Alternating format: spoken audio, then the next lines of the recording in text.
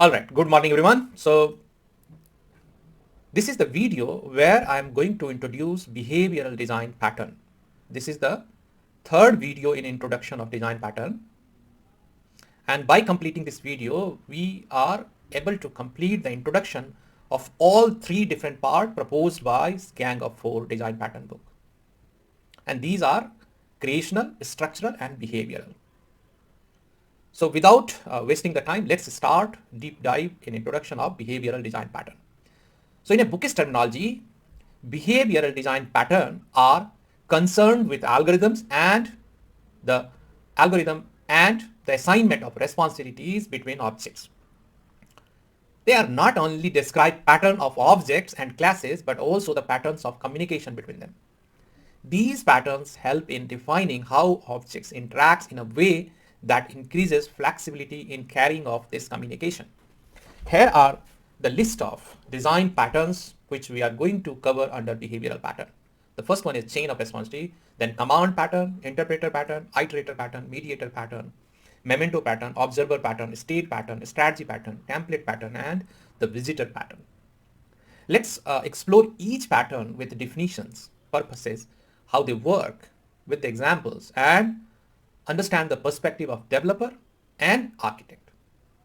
So by these coverage, you can able to understand the introduction of these patterns briefly, so that when we discuss in detail while solving the design problem by using these patterns, you quickly identify the pattern, then also you quickly identify or sum up the key attributes of that design pattern. So let's start one by one from chain of responsibility. So the next segment, I'm going to cover about the chain of responsibility. Okay. Start our discussion with chain of responsibility. So purpose of chain of responsibility is like avoid coupling the sender of a request to its receiver by giving more than one object a chance to handle the request. So you can say that chain the receiving objects and pass the request along the chain until an object handles it. For as an example, I would consider like an event system in a UI framework where events can be handled by different components in a hierarchical manner, like clicking a button may be handled by the button. If not, then it's container, or if not, then the main application window, like that. For developer perspective, I would say useful for creating a pipeline of processes where a request can be passed through several handlers to process it incrementally. For architect perspective, this can be employed to set up a system with multiple handlers or processors that can work independently, enhancing modularity and separation of concerns. Okay, so let's start with the command now. Purpose: encapsulate a request as an object, thereby allowing for parameterization of clients with queues, requests, and operations. It also allows for the support of undoable operations. Example: a remote control for electronic device where each button press invokes a command on the device. Let's try to understand the developer perspective. Provides a way to separate the responsibility of issuing commands for anything executing commands, enabling decoupling of components. Architect perspective: useful in designing more robust and flexible system that can issue requests without knowing anything about the operations being performed on the system's state. So somebody independently, firing the command, and some other component is executing those commands, those actions on the target. But these two are decoupled. This is the beauty of this command pattern. Okay, let's move on another design pattern which is called interpreter in next section. So the next pattern is interpreter pattern. Let's try to understand the purpose first. So given a language, define a representation for its grammar along with an interpreter that uses the representation to interpret sentences in the language. Let's try to understand with example. Like a SQL interpreter that takes SQL expression and interprets them to perform operations such as queries, updates, and deletes on a database can be considered as the good use case for interpreter pattern, right? Let's try to understand the developer and architect perspective here. Let's start with developer perspective. Useful when designing a specific, often domain-specific language that needs to be interpreted and executed within the application.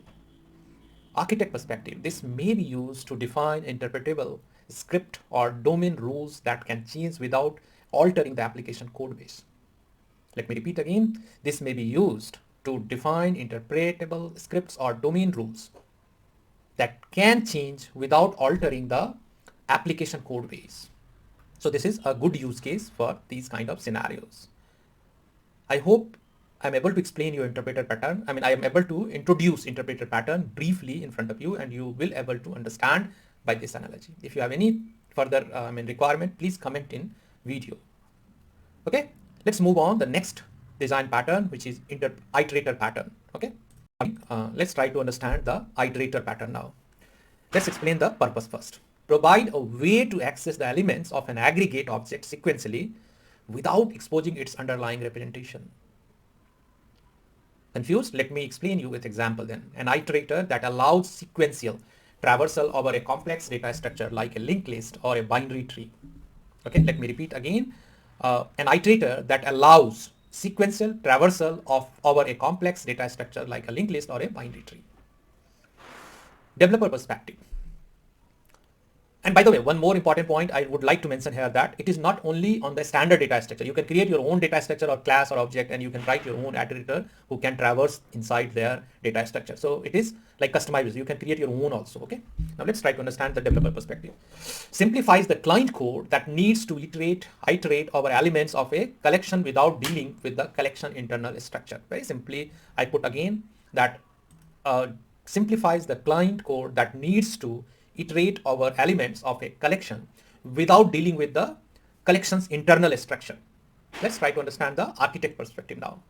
So ensure that the collection can change its internal structure or data organization without affecting the clients that iterate over it. Please note that this is very important. I am again repeating it, that this pattern ensures that the collection can change its internal structure or data organization without affecting the clients that iterate over it. And it is a very, very powerful thing to understand, because client dependency is mitigated here. Even though we are changing the internal structure, it is not required to change the client interaction. And that is the beauty of this design pattern. Please note that this is a very good quality, and in interview setup, probably interviewer is looking such kind of analogy from you. So please note it carefully. Okay, let's move to the next pattern in series, which is called mediator pattern, as a next discussion point. Let's discuss the mediator pattern. Purpose. Define an object that encapsulates how a set of objects interact.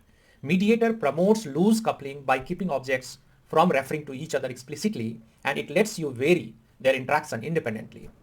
Let's try to understand with an example. A chat application where the server acts as a mediator to pass messages between clients. Developer perspective. Simplifies maintenance and evolution of the system by centralizing complex communication and central logic.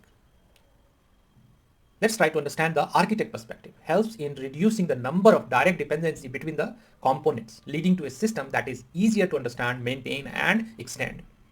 So again, I will focus on architect perspective again, and it says that this pattern helps in reducing the number of direct dependency between components. So there are multiple components. Their direct dependency is creating complexity. So now what you did is you just remove these direct dependency and ask every component, you should only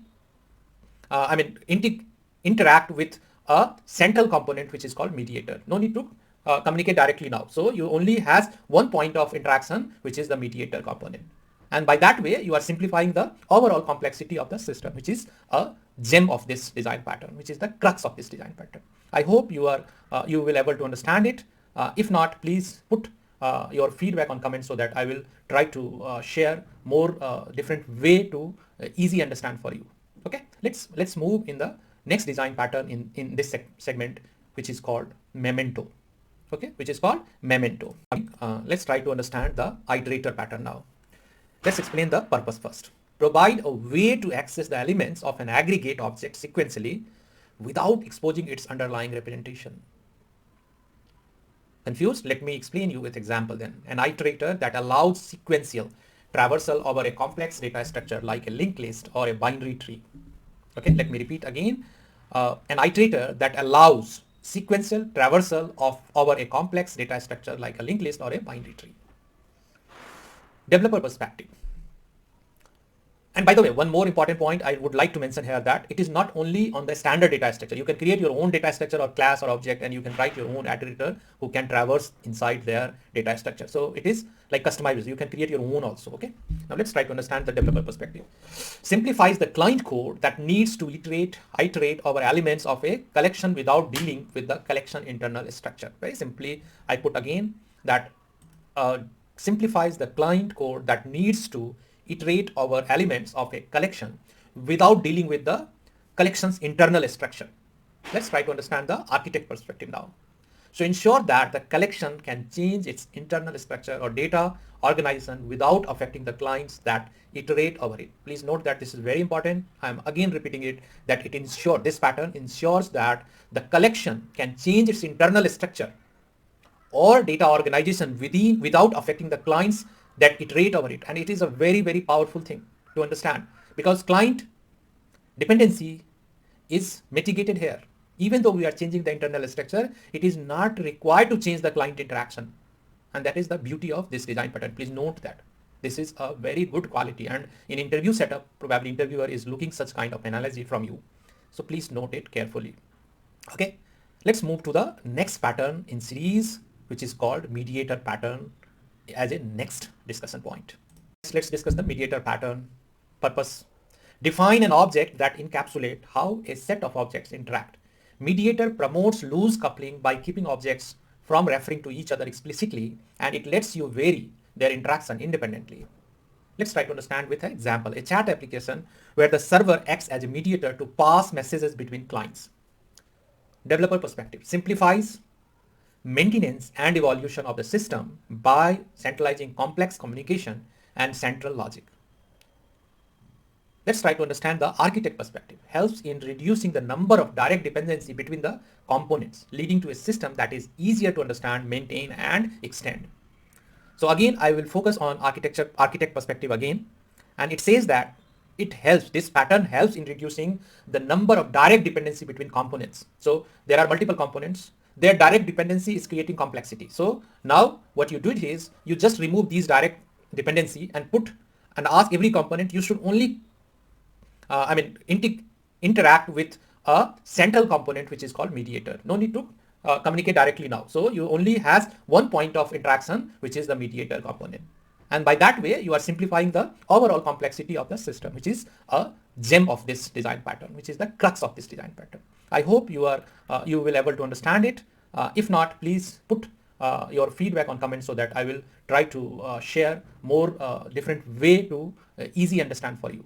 Okay, let's move in the next design pattern in this segment, which is called Memento. Okay, which is called Memento. Hi, so let's try to understand Memento pattern. The purpose of Memento pattern is, without violating encapsulation, capture and externalize an object's internal state so that the object can be restored to this state later. Let me repeat this word, because this is very, very fundamental bookish definition of Memento. Without violating encapsulation, captured and externalize an object's internal state so that the object can be restored to this state later. And this is exactly required in the case of undo operation.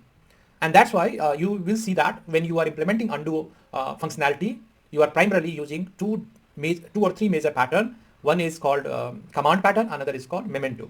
And apart from that, there is one state is also can be used, but it depends on how generic system you are going to build.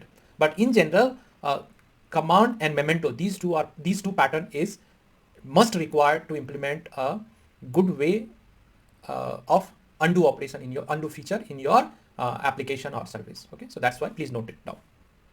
Let's try to understand this pattern with example now. So as an example, I would say, like as I told you earlier also, like undo. So the same thing I'm going to discuss again, the undo feature in your application. Let's example your application is text editor, where each operation is saved as a state that can be reverted to last state, right? Like that way. Okay. So I hope, okay, let me repeat again. So what is your scenario is that you want to implement undo feature in text editor. For implementing undo feature, you have to know that what is the previous state, what is the current state after the operation. So what is the state before operation and what is the state after operation. If you know these two states, you can quickly switch over according to the undo requirement, right? So that is what this memento will give you. Okay, memento. Yeah. Let's try to understand now the developer and architect perspective, which is very important to understand any pattern. Developer perspective. Perspective means what is the focus area. Okay, enables the ability to roll back to previous states of an object without exposing details and without storing copies of the entire object. Okay, and how I can explain the architect perspective? So can be used for implementing recovery capabilities in system like databases or document editors while keeping the state encapsulated intact. You have seen that one of the good feature of database is rollback, and rollback is, you can consider it as a undo operation also.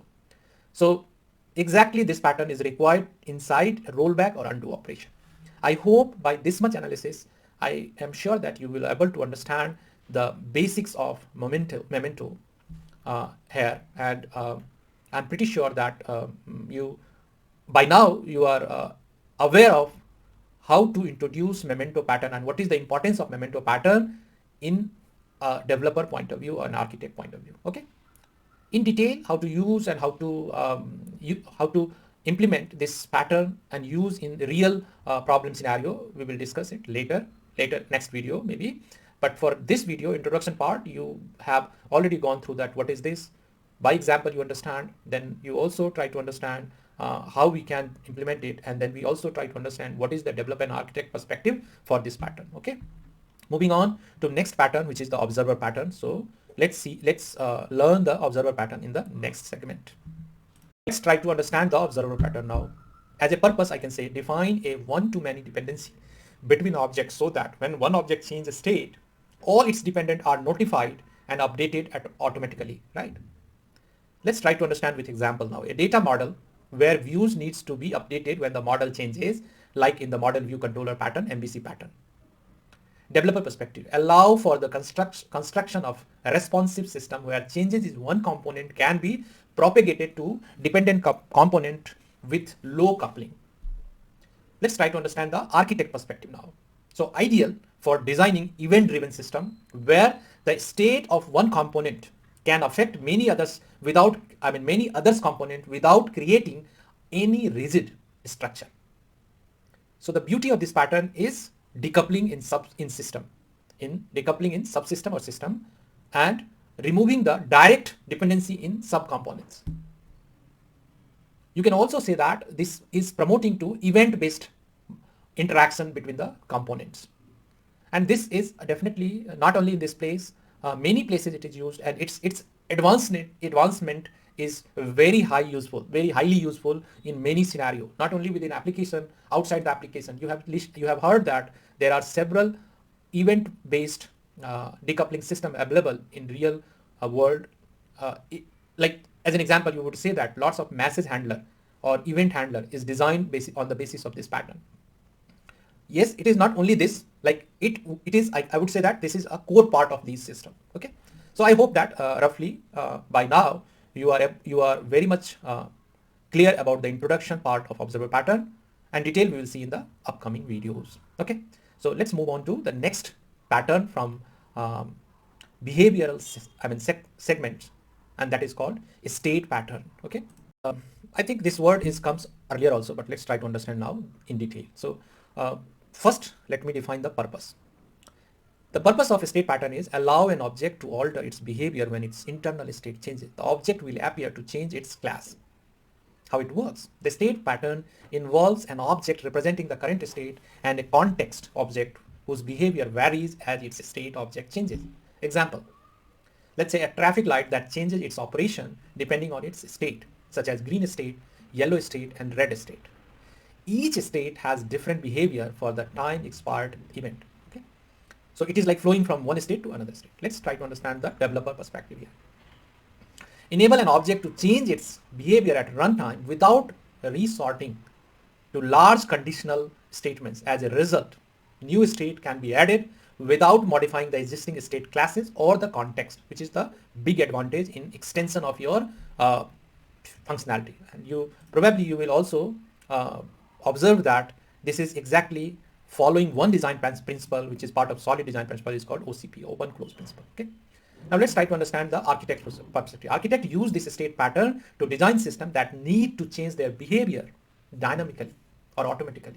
It helps in keeping the system extensible and maintainable by encapsulating the varying behavior in separate classes based on state, right? So this is exactly explaining you what is a state pattern. Okay, let's move to the next pattern, which is in this series and called strategy pattern. Let's try to learn about the strategy pattern. Let's start with purpose. Define a family of algorithm, encapsulates each one and make them interchangeable. A strategy lets the algorithm vary independently from client that use it.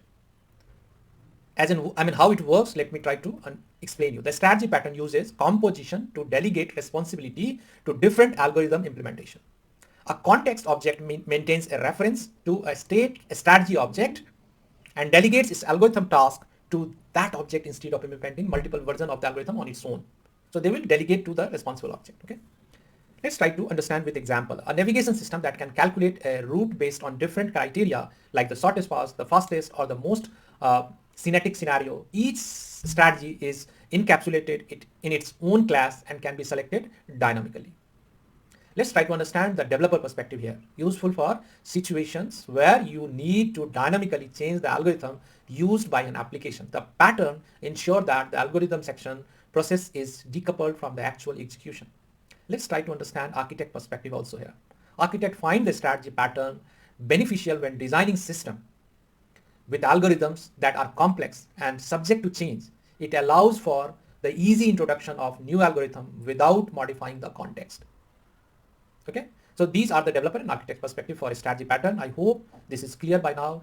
At least you able to understand what do you mean by strategy pattern, and then how it is briefly understood, then what is the developer perspective and what is the architect perspective. Let's try to understand in next segment to new pattern, which is called template pattern.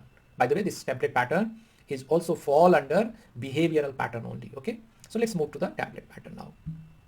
So this is another pattern which is called template pattern, and the purpose of this pattern is define the skeleton of an algorithm in an operation, defining some steps to client subclasses. Template method lets subclass redefine certain steps of an algorithm without changing the algorithm's structure. Please note my explanation. Strategy and template is somehow confusing for many candidates. So for them, you have to understand that template is providing alternative steps like within certain algorithm. Okay, so this is only modifying part of the steps in algorithm. They are not changing the complete algorithm by the way. But a strategy is changing the complete algorithm, not the step. They are changing the complete complete algorithm by adopting different strategy. So this is the key difference between template pattern, method pattern, and a strategy pattern. I have seen that in my interview process. Many interviewers are confused with these design patterns.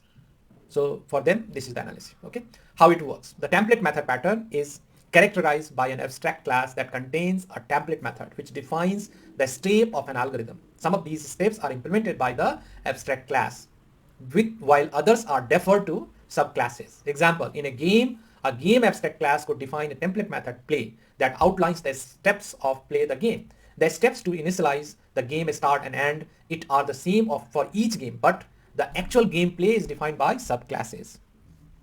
Okay, let's try to understand the developer perspective. It is beneficial when there are multiple algorithms with some shared steps but different in certain details. The shared steps are implemented only once in the base class, reducing code redundancy, and the rest, whatever the different part, whatever the steps differing, they push back to the lower down subclasses. Okay. Let's try to understand the architect perspective now. Architect use the template method pattern to enforce a structure. Okay, to enforce the structure for algorithm. It promotes code reuse and enforce the correct sequence of operation. Please note that again I'm repeating, it promotes code reuse and enforce the correct sequence of operations. I hope by now you are clear about the template pattern. Let's move to the visitor pattern as a next pattern and in the next segment of this video. This is the final pattern under behavioral segment, and this pattern is called visitor pattern. Let's try to start discussion with purpose. So represent an operation to be performed on the elements of an object structure. Let me repeat, represent an operation to be performed on the elements of an object structure. Visitor lets you define a new operation without changing the classes of the element on which it operates. Okay, how it works. The visitor pattern involves a visitor class that implements operation widgets on elements of an object structure.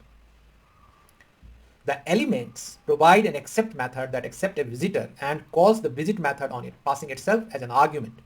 Example, in a document object model DOM, a render visitor could be used to render elements into HTML or text format without changing the elements themselves. Developer perspective, developers use the visitor pattern to add operation to complex object structure without modifying the structure themselves. Ideal for applying the same action to a group of objects. Okay, let's try to understand the architect perspective. Okay, so architects employ the visitor pattern to keep related operations grouped and separate from the object they act on, thereby adhering to the single responsibility principle, SRP. So if you remember the solid pattern, solid design principle, SRP is one of the key, even the starting principle, and it is very, very neatly to be followed inside your application. And this pattern, especially visitor pattern, is actually supporting SRP principle, as I explained you. Okay, so by now I think briefly you able to understand the visitor pattern. So by explaining this, behavioral pattern segment is completed, their introduction at least completed, and I hope that by now you will be at least clear what are these patterns briefly. But I'm asking you, if you have any concern in this segment, please comment or write the feedback, write what parts you have not able to understand, so that I will answer your query. Okay, so by saying all these things, let me conclude the behavioral design pattern category here only, and let's meet in the next video with the new concept in design pattern discussion. Okay, thank you